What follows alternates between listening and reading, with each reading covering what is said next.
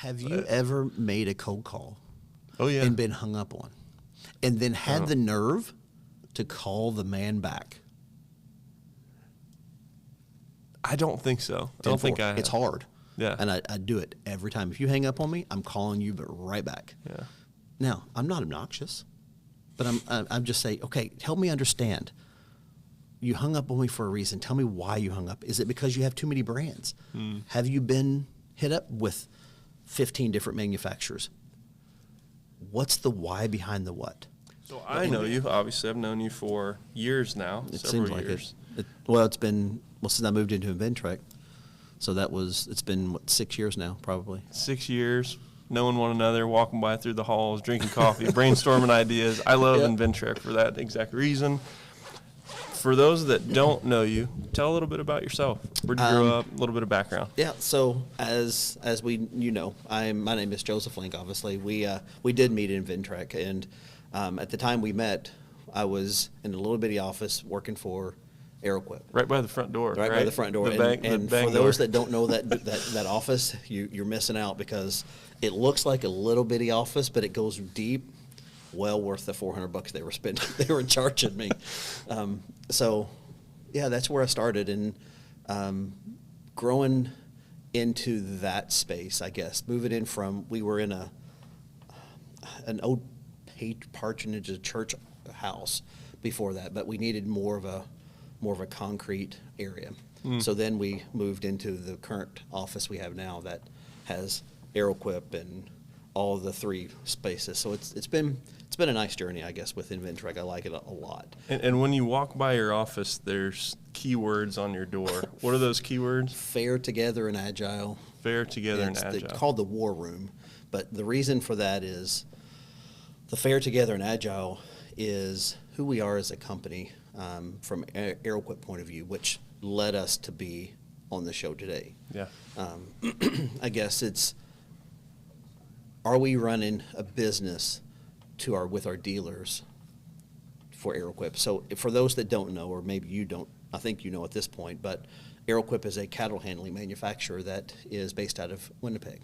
Yep. And we have 255 dealers throughout the United States, and all of those dealers are entrepreneurs. Yep. All of those dealers or all of those entrepreneurs have chosen to partner with us, whether it's on the AQ side or the AeroQuip side or the Yakta side, which is the lawnmowers or the zero turns. So it's been definitely a journey since 2017 to see the entrepreneurs or the dealers on the AQ side just develop and to grow. But one of the things real quick that I've loved, seeing you in the office, is you're always talking with someone, whether you're on your earbud, yes, whether you got the phone going, whether you're on the computer. Yeah. Dude, like, you're just constantly conversing, and I obviously closing deals too, because the company continues to grow, and your organization is doing well. You have to make those. It's the same thing you do, Tim. It's how did we get to be colleagues to today? We didn't just organically start from an office and you being the shared drive and all of a sudden we're here. We have to converse. We have to talk. We have to build a relationship. So I think that's where it really starts is, yes, I may have 15 phone calls to close one deal, or I may have 15 introduction calls to you to get to this. Now, when you're on the calls, are you talking directly to customers, or are you mainly talking to like other dealerships, like dealers or entrepreneurs? Okay, entrepreneurs, let's call them entrepreneurs. That's what they are. Both. So a lot of times it is on the AQ side. Primarily, I would say 60% of my time was focused growing those individual dealerships. How do we market more? How do we keep the current inventory in stock? How do we turn that inventory? What campaigns are there? What is AeroQuip doing to help me move this product? Everything is around inventory turns, regardless. Tell me one business. I'll have a 10-second challenge here. One business that you don't need inventory turns, or you don't need cash of anything coming in and going out. Whether it's here, you've got to have customers in the door. So you and I are an inventory turn. Can I use ChatGPT? You can use. You can. You absolutely can. Everything's about inventory turns. So 60% of my time was spent with the dealers, and then there were times that dealers couldn't connect with the end users, and then you have to bring those end users in to sell the product. So it was both. And even on my personal side, as we have developed in our relationship, we have created, since we've known each other, Indiana Beef Company, Link Enterprise. I did Link Enterprise for the vending machines in Ventrec.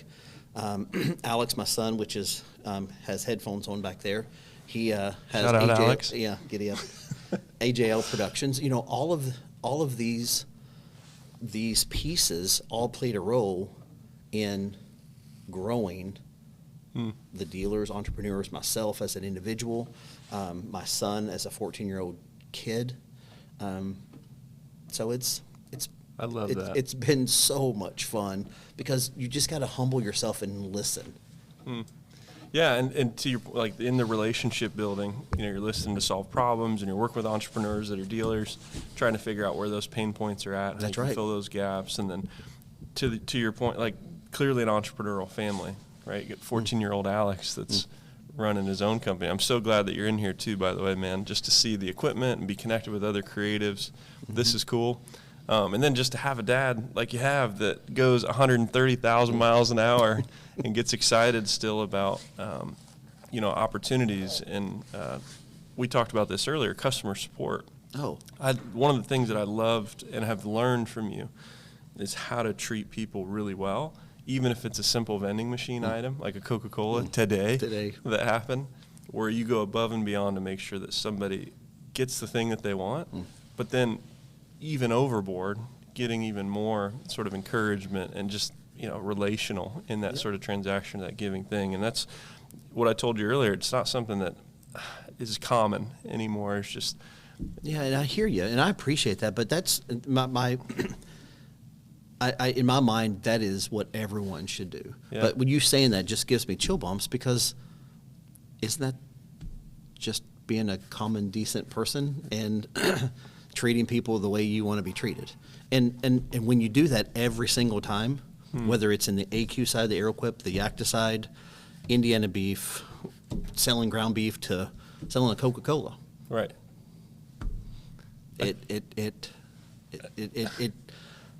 That's where it starts, because I heard, and if he watches this, he knows exactly who I'm talking about. But what is the one thing you have to do in a business? You have to take care of what the customer wants.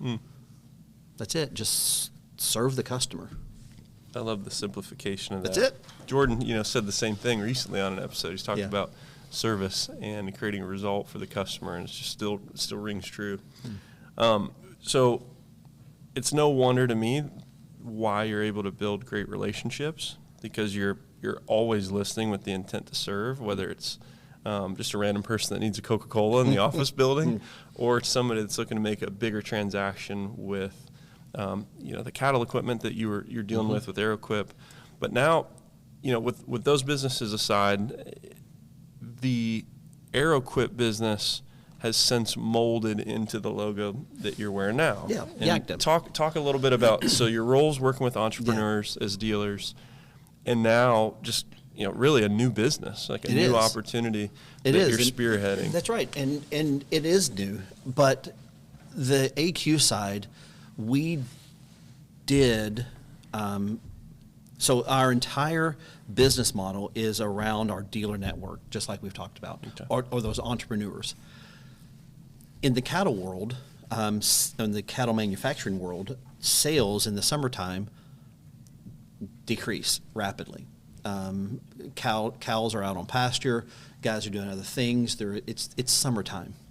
So how do you bridge a sales cycle gap when your sales cycle in the summertime stinks? How do you do that? So there were lots of discussions between the Firth family and what they were doing and how they were going to go to their next phase of their business, and Yakta was it.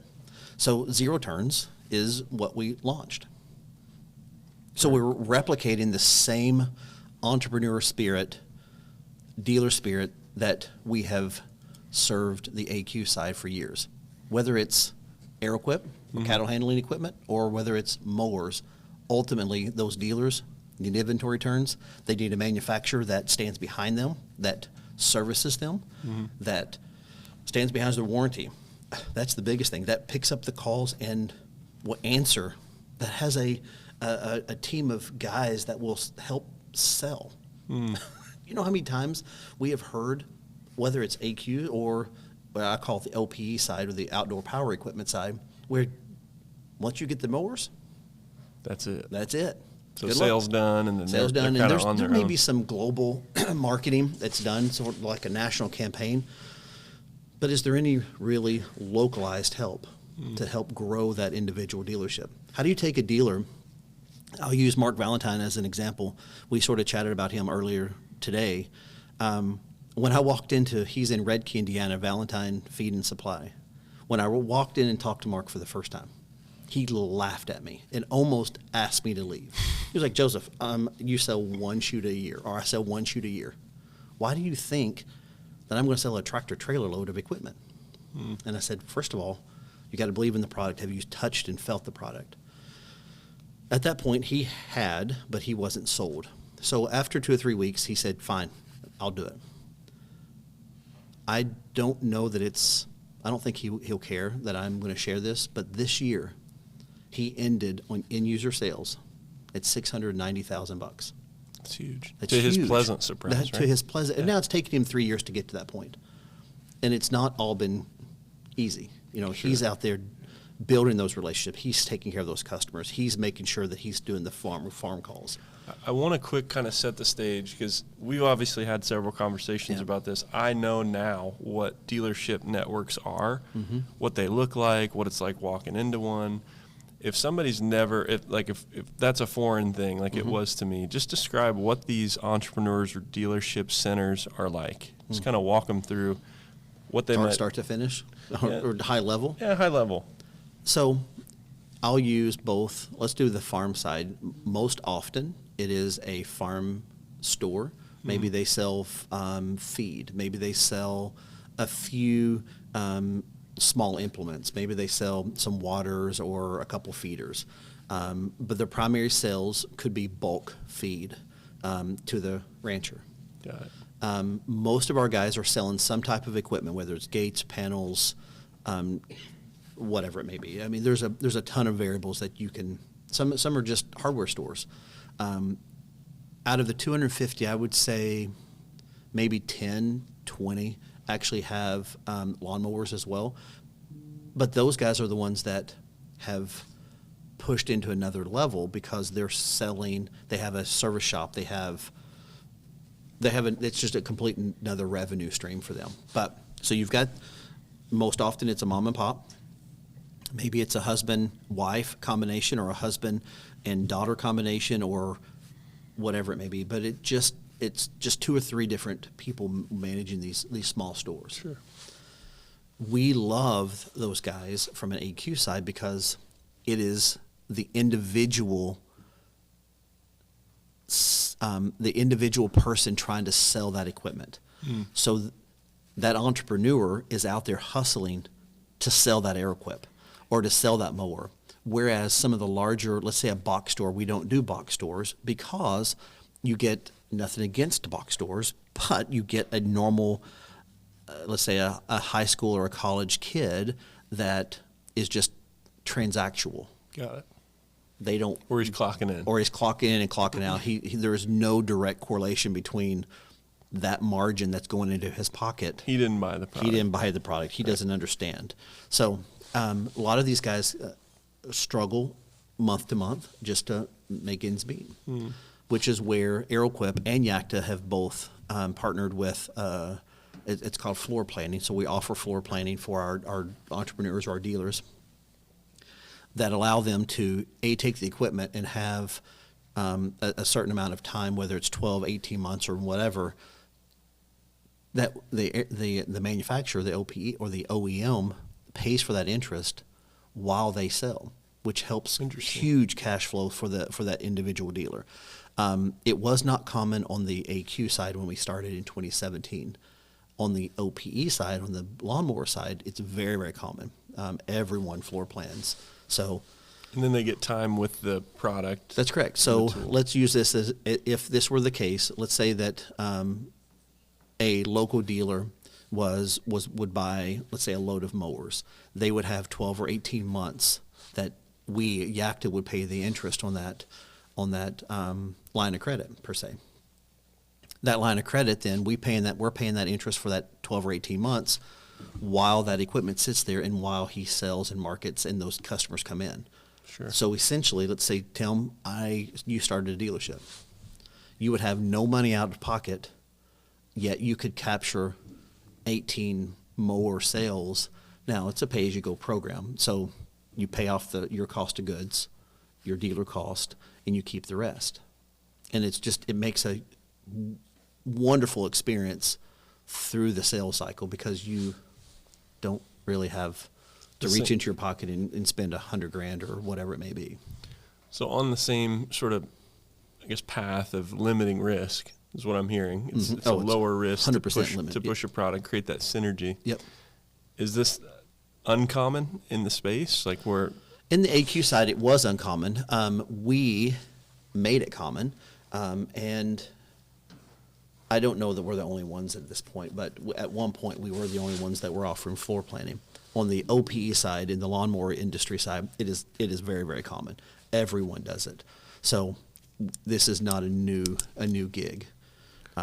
But what we're seeing on the AeroQuip, on the YACTA side, our dealers or entrepreneurs, what they need is they need to lower their risk. And we were talking about this a little bit earlier today, around why would a dealership say yes to me to adopt my brand? Just the same way as why do you pick up a certain brand? Do you like Coke? Do you like Pepsi? Do you like steak? Do you not eat meat? Whatever it may be on a personal level, how does that dealership or the individual adopt a brand? How do you do that? And a lot of that is what is the risk and what does the manufacturer offer the dealership? And what I'm finding is there's a lot of disgruntled dealers. The manufacturer-dealer relationship has been somewhat severed because it's almost like, what's the term? Help me, Tim. Where you are, I don't want to say corporate based, but it is sort of that mentality where you're so big and corporate that does the manufacturer really need to pay a local dealer X dollars for that warranty claim? Is that really what I should do? And so often that happens to these dealers, and they take care of their customers. Right. So let's use Mark Valentine as an example, or let's use, I don't know. So maybe corporate forgets what you just said. Correct. So corporate's forgetting that these guys have no like and trust and really great relationships with the market, and they don't value maybe that, or they assume they could do better, be faster. Yes, but more importantly, they're the local dealerships are taking care of their customers. Period. And then the dealership is going back to the manufacturer and saying, "Hey, I just took care of my customer X. I need reimbursement or I need help paying for this warranty claim." And they're like, whoa, that wasn't my fault. And they start shuffling whose fault it is, and they don't really want to come to the table. Whereas YACTA and AeroQuip, we cut that out. We support the dealer. The dealer has a claim. We take care of the dealer. We're dealer focused. Sure. And again, I don't want this to be a trash that everybody is bad, because that's not the case. Sure. From what I am seeing, dealerships are needing some love, and they need that assistance to help and to not be shoved equipment down their throat and help with inventory turns. How many dealerships are here in the U.S.? Just trying to get paint a picture of like the dealers that you work with here in the U.S. So from what I know, of course, there's dealers for everything. Of course, there's the ones that you guys are currently so 250 plus for the AQ side, and there's a little over 100 for the AeroEquip side, and growing. So you'll see a comparison between the two. On the AQ side or the AeroEquip side, we have an 1.5 to 2 hour protected territory. Mm-hmm. Cattle world is completely different than the outdoor power equipment world. Sure. You're not going to drive 2 hours to go get a lawnmower. You're not going to do that. You're going to go to your local, who's going to service it, who's your relationship with. That's where we're focused to. So the 101 plus dealers for the Yakta side is growing rapidly. Yeah. Because dealerships are seeing, holy smokes, Yakta is making a presence. We're making a splash. We are here. We own it, and we're making a difference. On that real quick, because I'm not a lawnmower guy. I've never ridden. I've never drove a zero turn. What we should have done, we should have brought it here and had you run the lawnmowers. We'll try to hide that clip once I do drive one. No, but we're blasting it. But like, so I don't know what makes something, the Ferrari of the lawnmower industry. Yeah. I will pay more for things that are good, but I got to understand what makes them good. Mm-hmm. In the lawnmower world, or really what'd you call it, the outdoor power equipment world, mm-hmm. I would have to bring a friend or phone a friend because I don't know. So I'm curious, what's the unique selling propositions of this lawnmower versus everything else in the market? Because I'm thinking like an entrepreneur, and, and again, SBDC, we support entrepreneurs. So where my head goes is, what's it like being a dealer? How many people are calling in? How do you filter through a good offer? Like not just a good like a great product, but also like the profit margins of things. When you come into my door as a dealer, why you know what I mean? Why do I care? Why do you care? Why don't I kick you out? Like that guy you're talking about. Nope, I get it. So for people are looking at the cut quality. Most guys are looking at the warranty. The cut quality would be as simple as that. Just how does your mower cut the lawn? Mm-hmm. A lot of these commercial guys that are doing. Well, I talked to a guy earlier today. He mows 12,000 acres a year. Just on mowers. There's a guy in push Wabash. Mowers either. No, he's riding in stand-ons. So in Wabash, there's a guy that I'm talking to that he has 20 plus zero turns out in his fleet that he mows all summer long, just crazy amount of yards, and commercial guys. And when I say commercial, let's say it'd be like a Casey's or a McDonald's or an Arby's or a restaurant, or let's say a warehouse. It could be a distribution center. Fort Terre Haute, there's a guy that we have, Precision Lawn Care. I think that's his name.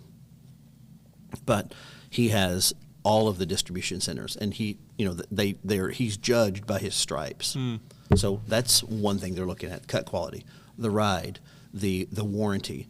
The manufacturer from a dealership or from the entrepreneur side, it's what is the dealer doing for us?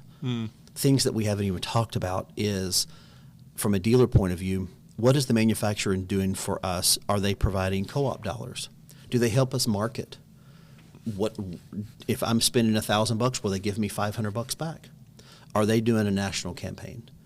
What kind of interest are they offering for the consumers who want to purchase via in finance? There's 0% for 48 months. Who pays for that? There's so many different levels of what's the word I'm looking for?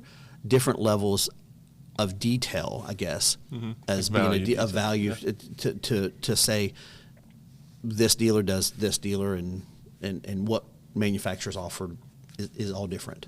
And that really makes the dealer, or not, the dealers compete, the manufacturers really sort of compete to be the logical choice. Correct. Right? And in business in general, it's like, whenever I'm advising folks from the SBDC, it's like, what makes your product the logical choice, the no-brainer? And when you start developing a plan centered around that logic, like, here's the reasons why my product, my service, my organization stands out in comparison to the rest of the market. That's when I've seen just the best products be built, the best services be built, because they're intentionally being empathetic towards that sort of mindset. And when you're dealer focused, then every decision that we make every single day is around the dealer. Is 50% co-op dollars, is that enough? Should we help with the buy down? It's Sheffield is who it is, who everybody finances with. Do we need help with that? Do our margins are our margins right?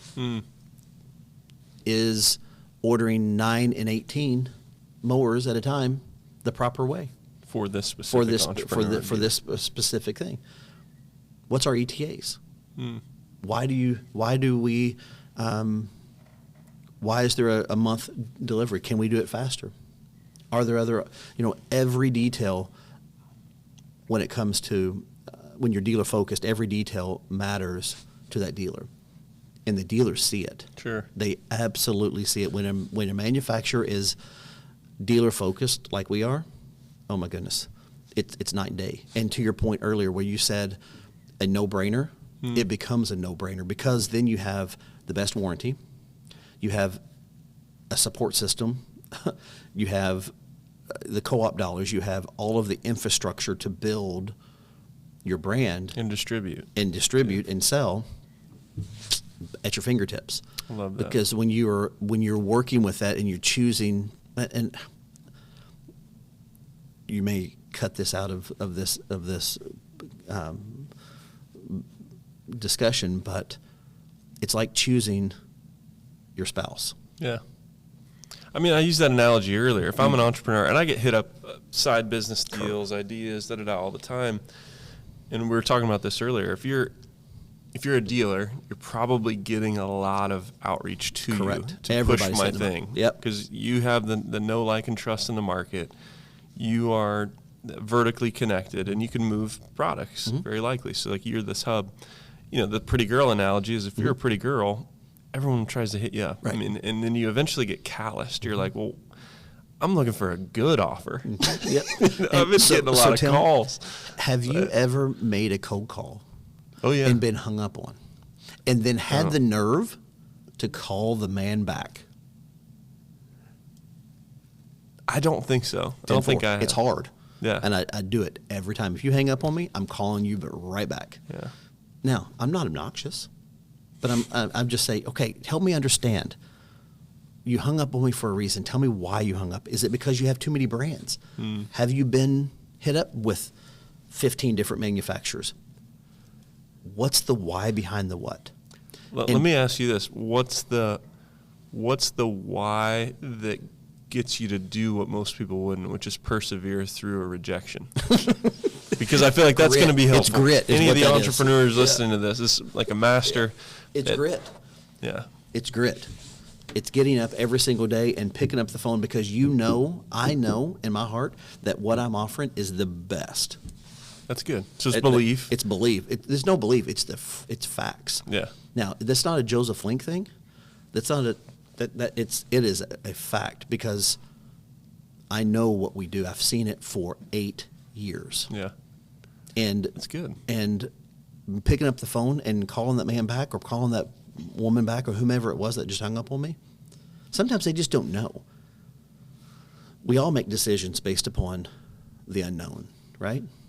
And sometimes it's ignorance when we do that type of stuff, when we hang up, because we don't want to take the time to understand or listen to what is being offered. And sometimes we miss opportunities, especially when you get hung up and you call back 3 different times and you're hang up on you each time. At that point, at what point grit? There's just not enough grit in you. It's grit and insanity. Insanity. You just don't call the man back, because you know he's just going to swipe you at that point. But with that, the pretty girl analogy. If I'm a dealer, what are some of the what are some of the stiff arms right away? What's going on in their life? Like, I can imagine they're busy. They're entrepreneurs. They're dealing with inventory in and out, et cetera. I mean, what are, also, and realistically, if I see a new brand, right, I'm used to the other names I won't mention, but, what I'm thinking of a particular one in my head. Yeah. It's green and yellow. Yeah. Right? Well, and so you think about that, and then, so the reason what you're asking is, why are they hanging up on you? What's the purpose? What's driving them to hang up and pass you up? And the reason is, there's a lot of different brands in the OPE world, in the outdoor power. There are a lot of brands. And everybody offers a very similar item, right? They all have essentially the same motor, whether it's a Kawasaki or a Briggs. They have, most of the premiums have the hydro gears for the transmissions. It boils down, it was said today in a dealership in Kentucky, it boils down to the manufacturer. If you are building a fair brand, and don't have the support behind you, it's going to fizzle out. It'll eventually decline. But if you have a brand that, A, provides a crazy offering, a good product, paired with a company that's going to stand behind you, it's a no-brainer. But to your point, the rejection comes from, they already have 4 brands. They're scared about stocking parts. They're scared about being shoved more mowers down their throat, which guys are sort of used to. And there was a dealership in St. Louis 2 or 3 weeks ago that said that he had to negotiate with that manufacturer, because he was like, I'm not taking her. You're going to come pick your equipment up, because I don't want X number of mowers. So they're tarnished with that as well, because these guys are just saying, they're overstocked, and they're saying, here's the equipment. You sold 100, so now let's grow. You're going to take 125. So it becomes very, very challenging on a local level to just pick up the phone and be polite. So for the entrepreneurs, the dealers that say yes, what are their characteristics like? Why are what makes them say yes, and then what's been the result for some of those folks maybe that said yes to the chance or the workload maybe? That's great. So I find, and this is probably specific to me, but I find that the guys that say yes are the guys that are okay with risk. They are okay with a new brand. But they see value, and they know a diamond when they see it. That makes sense? Sure. The guy in Kentucky today, he's in Somerset, so if he's watching this, giddy up. He was on the fence, and then when we talked today, we related, and it was almost an instant connection. He is from Kentucky. I grew up in Kentucky, so we had a lot of the common. We knew some of the same people, and it went from, I don't know, to I don't see you next Wednesday. So you'll actually go out too. Oh yeah, you'll go meet people, get belly to belly. You bet. That's face to face, absolutely. And some of the best meetings are face to face. So I'm gonna go to Somerset next week, and I'm gonna meet his name is Aaron Roberts. Yeah. And he's 34 years old, and he has 3 different brands, relatively new in the space, but he has some of the best premium mowers, and he sees the massive value. Yeah. So anyway, that's cool. And I'm just putting my entrepreneur hat on. I'm thinking about what it's like to be these guys or gals that are running these shops, and wondering immediately, like, is there this is just me pretending to be a dealer. Is there a trial run? Granted, I don't have to pay like the APR or whatever, but can I test this out? Is there a test package? Yeah, where it's you like, really are testing. I could throw this thing in the lobby and you are. Just see interest, see what's going on. But let's go deeper than that. And what I'm telling, this sounds aggressive, but what you just said tells me that I haven't explained the floor planning well enough. Because every single dealer is really testing it out. Because if you pay $0 and you have 18 mowers to sell, You have 18 months or 12 months to sell them. That's like giving you a truck. Pay for it when it sells. Yeah. You get to try them out. So there's so many things out there that allow dealerships to cash flow and to allow them to test it out, say, is this going to work? With a guarantee that the manufacturer, if it doesn't work, guess what? It's okay. We'll shuffle things around. I mean, it's a common thing to shuffle mowers around and shuffle equipment around to keep those inventory turns in line. So it's no different than, I don't want to transition this, but it's no different than what we're doing. We're doing with Yakta and AeroQuip than I'm doing with Indiana Beef. Mm-hmm.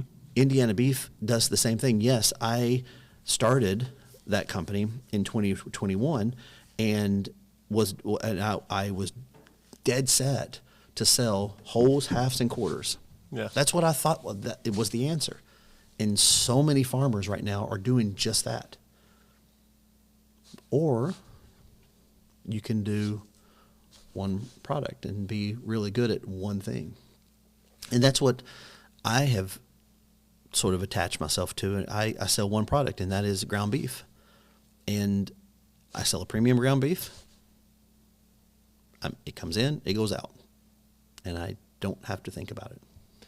And it's in every single house, just like mowers are. Yeah. Everybody has a mower. Yep. Not everybody has a zero turn, but everybody has a mower of some Not sort. everybody's driven a zero turn. Clearly. Yeah. And I promise you this, when I see you in this, I will have videos. I will send it. Oh, boy. But you can see where what I'm, the segue I'm moving into, because inventory turns, whether it's cattle equipment, whether it is zero turns, whether it's poundages of beef.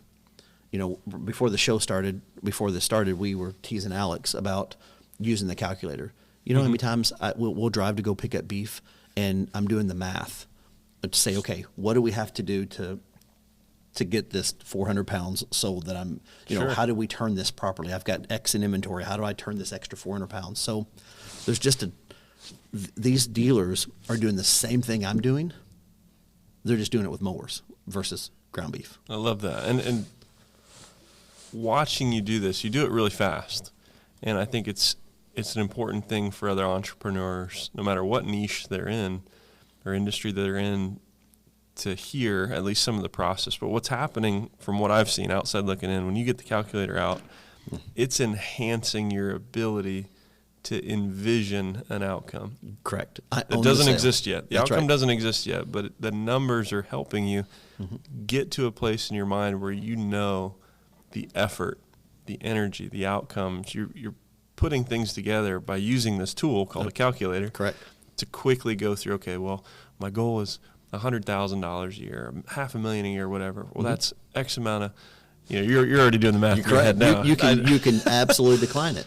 And it's really simple, but it's inventory turns. That's what it is. It boils down to, if I want to sell $1 million worth of ground beef a year, how many times do I have to turn my inventory to get to that point? Right. And I love that. And it comes so natural to you and other guys that have been in business a while that, have gone through these sort of exercises or know, how to sort of refine the vision. For some of my startups that I'm working with, or people that have an idea, they tend to stop halfway between really realizing the bigger vision and some of the ingredients to that vision. It's I guess oftentimes someone will have a big vision, but they fail to do the calculator work to get to the exercise routine that over a consistent period of time will yield that result. Yeah, and you do it so naturally. It's I want to draw some attention to it because it'll go over. Yeah, I really appreciate that. But I will tell you, one of the things that Alex and I, because every Saturday we pick up beef or we're delivering beef. Most often, my calculations are doing the turns, but it's more about, if I buy 400 pounds, how long is it going to take me to cash flow that? Cash flow, I think, is the same term as maybe inventory turns, but if I'm selling beef for $6 or $7 a pound and I'm buying it for X, how many pounds do I have to do to pay for my 400 pounds that I am purchasing? Now does that make sense? Yeah, totally. And I love that. And I think it's a big key just to, for any entrepreneurs out there that end up watching this, to get into the details of their vision, what I call the exercise routine. And that calculator will help you figure out, what are my reps? Yeah. What are my crunches? What are my crunches, right? What's my treadmill time look like, that I need to be doing this consistently to get to X goal? So it's great to have a big vision. Yeah. Like, I think big visions are ordained. I think that they're given to us as a gift. And I don't think we're given visions to things that we can't do. I don't think anybody's ever had a vision about something that isn't to some degree possible. Right. I think that there are things that we can't conceive in our heads, therefore we can't build them into fruition. But just like you said earlier, the one thing I know that I do it, I own, and what's the word? I assume the sale every single time. Yeah. I assume it. And some people struggle with that piece too. They lack confidence. Typically there's 3 steps, if I can talk about entrepreneurs for a second. I meet with them every day, every week, every month. And oftentimes, especially the startups, they struggle with, I guess, category 1, which is lack of belief. They don't believe in their ability to get results. That's problem 1. If they do believe in their ability, the second area where they struggle is they don't have a product that's so good people are dumb to say no to it. Right. They lack productization. They haven't figured out something that's so good that people would be silly to say no to, and really make it easy for the customer. They may not even know who their customer is yet either. That's a whole nother sort of issue why you couldn't productize. And then the third thing, if they have those 2 things, the third issue is that they don't know how to distribute. They don't know how to get their product into the household, into the car, into the whatever, for the ideal person or persons or verticals that they want to sell to. And get the person to actually... They haven't proven one methodology to close a sale. Right.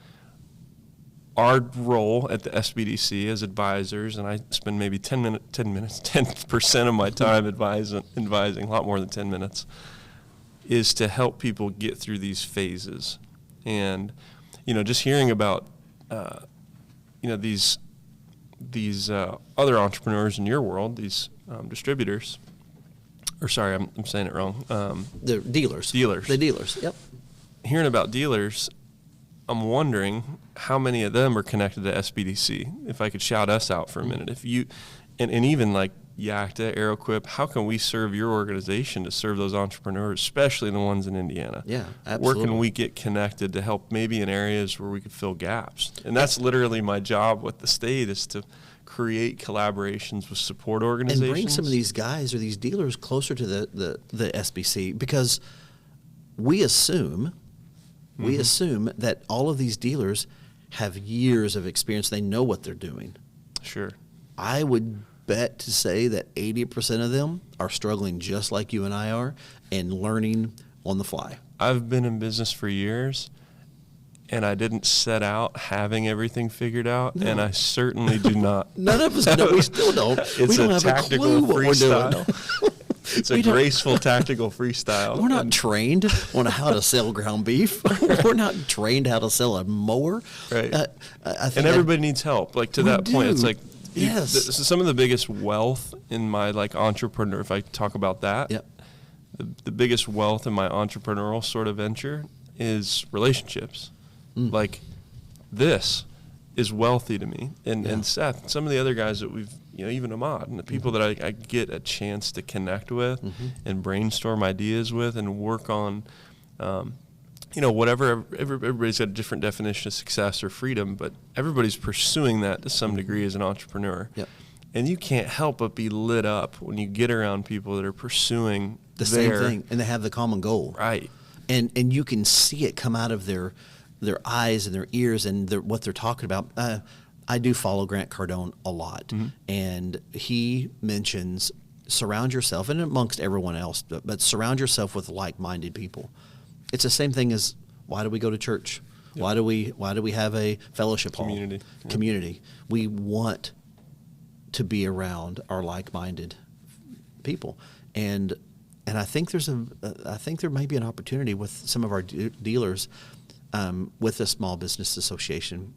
It would be a small business development center here in Indiana. ISBDC is us here in Indiana, but we do have national coverage. So I'd love to talk about that connection. And this is kind of a perfect segue, talking about connecting and how do people, if I'm a dealer or if I'm an entrepreneur and I just want to be around you or find you, where do I go to do that? From a dealership point of view, it'd just be online, of course. But to be perfectly aggressive, I'm hitting you pretty hard because I've got somebody sourcing all of you that don't know that you're going to be marketed to. You're dropping ads. You're being marketed to and don't even know it yet. How does somebody connect with Joseph Link directly? Do you have a LinkedIn? Do you have a? I do. Joseph Link on Facebook or my LinkedIn, or you can. You can call me. I mean, I'd rather talk to you on the phone than shoot me a text. Do I actually tell you my number? Do you want me to do that? We can put it. Yeah, you can decide that. I don't want to put you on the spot. I don't care. But from an AeroQuip point of view, it's aeroquip.com or yakta.com, YAKTA. But away from that, it's really simple. It's call me, connect. Like my if you actually go to Indiana Beef, that Indiana Beef Company is on Facebook. It's on every social, or just call me, which is probably the easiest way. Because I love what you're doing with that. I'm hitting it hard. I've got these dealers don't even know they're being marketed to, and I've got everybody in a 6-state window right now, locked and loaded. So it's good. Well, I've enjoyed this conversation. Yep. I am excited to just continue to watch as you build this venture with Yakta, as well as all the other ones that you're doing, and you're solving problems in all these different industries. And it's exciting to see them evolve as you continue to build relationships with your customers, understand what they want, what they need, and how to deliver that product. So. And listen not to answer, but listen to help. I think it's the biggest thing. I don't want to listen to respond. Just listen to understand and help that dealership into that next phase. Because you move a dealership from an ad $690,000 to a store that barely was doing $250,000. Yeah, he answers my calls. That's amazing. and Mark Valentine is a fantastic businessman and a leader. But that same approach applies to every Yakta dealer, upcoming Yakta dealer. You might do $500,000, you might do $1 million. But if I can add an extra $2 million to your bottom or your top line sales, that's exciting. You might get some ground beef in the mail. There's some steaks. You would be excited, would you not? Yeah. I mean, if you're able to flow a good margin and do $2 million and rock and roll. I got your name written down. I'm already connected to you. I'm ahead of the pack. If anybody's watching this, I've been trying to sell you a dealership now for a year, but you haven't even got one yet. So an online dealership, right? I can do my own. Whatever. That sounds good. Nerd dealership for me. That's good. I appreciate it. Thanks for doing this. And when are we doing it again? Yeah. Shout out to Ahmad and the whole team at Vision Studio. Thanks so much for having this. If you haven't checked them out, please do. Especially if you're making content or you got a product or a service that you want to tell others about, this is the place to do just that. They hit the easy button. This is all going to be edited and done within a few hours. And it's super cool here. You've got to come in and just stop, because to walk in, it feels creative. Oh, it feels amazing. It just makes you smile. And you talk about the offers that are so good you're silly to say no to it. Give it a shot. Produce some valuable content for yourself, your brand. Thanks again to the team here. Yep. Awesome to chat with you. Appreciate you, sir. Thank you very much. Until next time.